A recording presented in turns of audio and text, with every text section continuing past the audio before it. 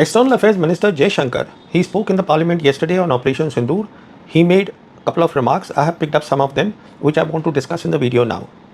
But before I do that, a bit about Jaishankar the man needs to be said.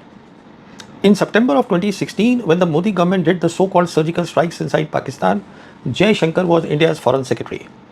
In that capacity, in October 2016, he briefed the Parliament Committee on External Affairs, and this is what he had to say about the operation. That it was an operation where the Indian Army did target-specific, limited caliber, counter-terror operations across the line of control. These were done in the past also. This time, the government decided to go public about it. In other words, own those operations. Now, this is what he said then. Today, Jaishankar refers to the same thing as surgical strike, knowing fully well that surgical strike is nothing close to a counter-terror low-caliber action. He refers to that as surgical strike meant to send a sharp lesson to Pakistan. So this is the transformation that has happened between Jaishankar the diplomat and Jaishankar as a hardcore BJP minister. Please keep this in mind as I discuss the points that he mentioned in the parliament.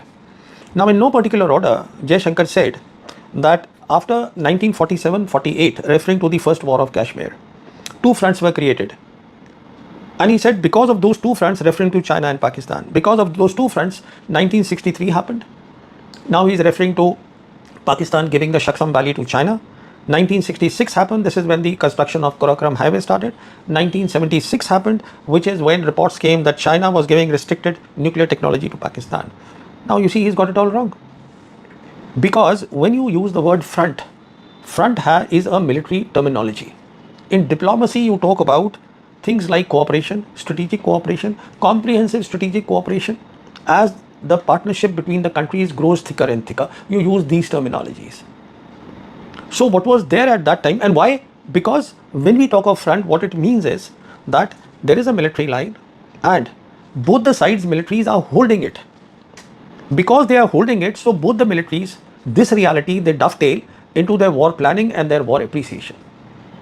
What had happened after the first war of Kashmir was there was one front with Pakistan, but against China, there was a disputed border, but the Chinese never brought their soldiers there, only their border guards, which are reconnaissance elements, they were there on the border.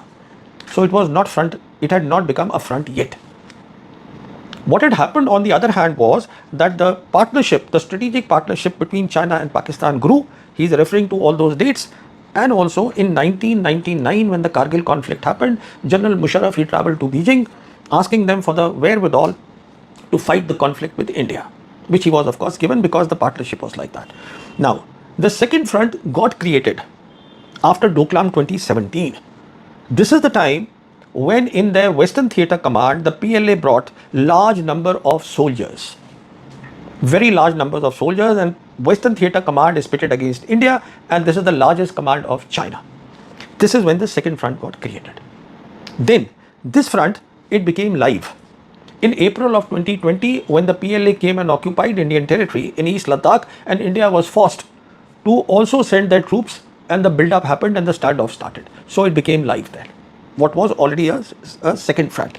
Now, when Sindoor happened, what we saw was that the live front of Pakistan, it didn't exist. It had become a one reinforced front, where the Chinese, the PLA, gave all the capabilities to fight the Indian military in the 4 days of Sindoor without showing their hand. So the point to make is, Mr. Jaishankar, that there was only one front from 1948 to 2017 till Doklam happened. Second front was created by the Modi government, and then it became a one reinforced front once again by the Modi government. Therefore, when Jaishankar said in the parliament his speech that it is Modi government that built the infrastructure on the line of actual control with China 4 times more than done by the previous government, I don't know what he was saying. Because it is the Modi government that created the front. It is the Modi government that made it live. So it is the Modi government to take the troops up and to support the logistics had to make the infrastructure. Simple as that. Now, his next point. Jaishankar says that India will never bow to the nuclear blackmail of Pakistan, but they never blackmailed you. If anything, you bowed to the conventional war escalation threat of Pakistan. That is what happened in those 4 days. And as a consequence of this, something terrible happened. Let me explain that terrible part. After the 1971 war, when Prime Minister Indira Gandhi created Bangladesh, a message went to the entire world that in terms of conventional military power, India was superior than Pakistan. And that is what was punctured, it was destroyed by Operation Sindoor, where the world came to a conclusion in getting a glimpse of a war of 4 days in Operation Sindoor, that actually the Pakistan military turned out to be a peer military competitor of the Indian military. So what a fall this was, please understand, Mr. Jaishankar. And as a consequence of that, the profile, global profile of General Asim Munir, Army Chief of Pakistan, shot up, and their foreign policy got a major boost. Now, next he said, Jaishankar, that the opposition, basically referring to the Congress, that they say that why did you, if you were doing so well on the 10th of May, why did you agree to a ceasefire? Why not take back POK militarily? So he says, my response to them is, at least we did something. The Congress government did nothing when 26/11 happened. Once again, he's wrong and he's completely missing the background. I'll explain. He says no action was taken. Why? Because of what the Bajpayee government had done in Operation Parakram. Operation Parakram started in December 2001, ended in October 2002, 10 months long military standoff where the entire Indian army was mobilized, a very big task against Pakistan. Nobody fired a shot. We threatened, we went up and we came back. We lost about 8,000 crores rupees in this. More important, without firing a shot by either side, India lost at least 1,000 soldiers. How? Please read the book of your BJP ex-minister General V.K. Singh. It is called Courage and Conviction. He will give you the details, what was the preparedness at that time of the Indian military under the BJP government which ordered this Parakram. Now, anybody knows in this country that when you have in those 10 months of Parakram extensive wear and tear of equipment, when there is massive depletion of war wastage reserves, the mines especially, which of course didn't work also, and when the operational logistics are completely wonky, there was a big problem in mobilization because nobody had done a mobilization. This was the first time being done after the 1971 war. So getting the trains, the rolling stock, there were a lot of issues here. So given the state of the procurement, the military procurement in the Indian system, anybody will tell you the Indian military after Parakram, when it came back, it needed 10 years minimum to become war worthy. Parakram finished in October of 2002, 26/11 happened in 2008. Obviously it was not ready. It was the only option not to take military action, and it was a sensible option that the Manmohan Singh government did. Because Manmohan Singh government did not want to do that you start a kinetic action and then you suddenly ask for a ceasefire, that I don't want to do escalation. Something that the Modi government has repeatedly done in 2016 and 2019 when Balakot happened. The next day the Pakistan army came, Indian army said yes, this is an act of war, did nothing. Same thing happened in 2025. Now, then Jaishankar says that our action, what we did on the 6th, 7th May into Pakistan was non-escalatory and proportionate. I can't understand how it was non-escalatory.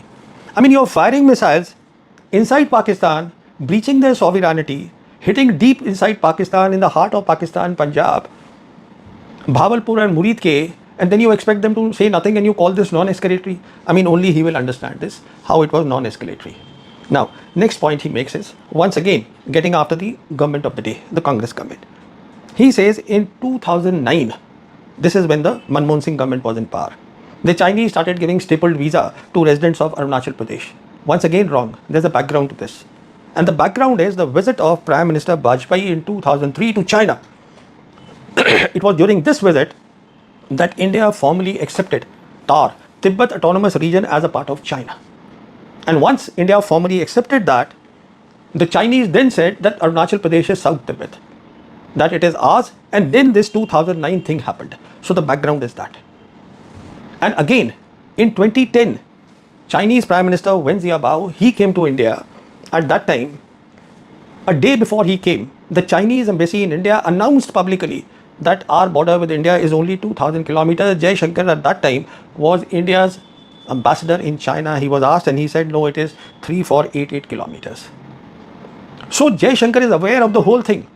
As I said, the whole thing started then with the Bajpayee government. Next, Jaishankar says that after Sindoor, a new normal has been set, and where he said the new normal is 5 things. That terrorism and talks can't go together, that we will not yield to nuclear blackmail. This is not new normal. This is the government policy. Please make a distinction between policy and new normal. New normal has to do with the military thing. After Operation Sindoor, Prime Minister Modi, when he paused it, he said a new normal is created. The Prime Minister said, and he was right. So what is the new normal that has been created? I'm not talking of the policy that Jaishankar is giving out. The new normal was that now when anything happens between India and Pakistan, the start point will be that right from Jammu and Kashmir down till Gujarat, both the countries are free to use long-range missiles and drones. This is the new normal that has been created after Sindoor, on which Prime Minister has given a pause. What that means is, if I go a step further, when you have these missiles firing, which is firing for the first time, you see the missiles came in the subcontinent between India and Pakistan in 80s, but nobody fired it. With this firing, the entire land battlefield changes. Because there'll be nothing called a rear, there'll be nothing called a front, there'll be nothing called or left or right of the battlefield. Which means that Mr. Jaishankar is advised to tell the CDS to start thinking about the army's structural reorganization in light of this new normal that has been created. Now, next is Jaishankar spoke about that. Look, Wen Jiabao, Premier Wen Jiabao of China, he came in 2005, and there was the government of the day, which is of course the Manmohan Singh government. They had a comprehensive cooperation partnership with China. Please remember, in 2005 the situation was different. There was no front with China at all. As I said, it got created in 2017. So the relations were normal between India and China, and the government of the day understood very well that cooperation was necessary with China if India had to improve economically. Of course, Jaishankar does not agree with that, but see what Jaishankar has done. On the one hand, he says that there will be no normal ties with China. Then he also says that India's efficiency cannot be built on Chinese efficiency. And let me remind him that in the year 23-24, when the situation is not normal between India and China, China was India's primary trading partner. And he himself alluded in his comments that I visited China. I wanted to trade with them, the trade restrictions. Of course, they are putting the trade restrictions. And it is very difficult. See, if India keeps talking about becoming a 4 trillion, 5 trillion, you cannot become if there is no cooperation with China. Let's be very clear about that. And he knows it. And the other reason why you went there, the defense minister went there, and the prime minister will also go there very soon, is because they have the presidency of SCO. And India wants to see that next year, when the BRICS presidency is there with India, China supports it. Without China's support, India's BRICS presidency simply cannot succeed. It will not be a success. And Jaishankar knows about that. Then Jaishankar further also says that, the Congress government had been discussing this partnership. He is referring to the RCEP, which is the Regional Comprehensive Economic Partnership. It's a partnership of 15 Asia Pacific nations, where the Manmohan Singh government had been discussing this for a long time, and then the Modi government came and snapped out of it, came out of the whole thing. And he says that, why should we have normal? Because then the Chinese would have flooded our place with their stuff, with their overcapacity.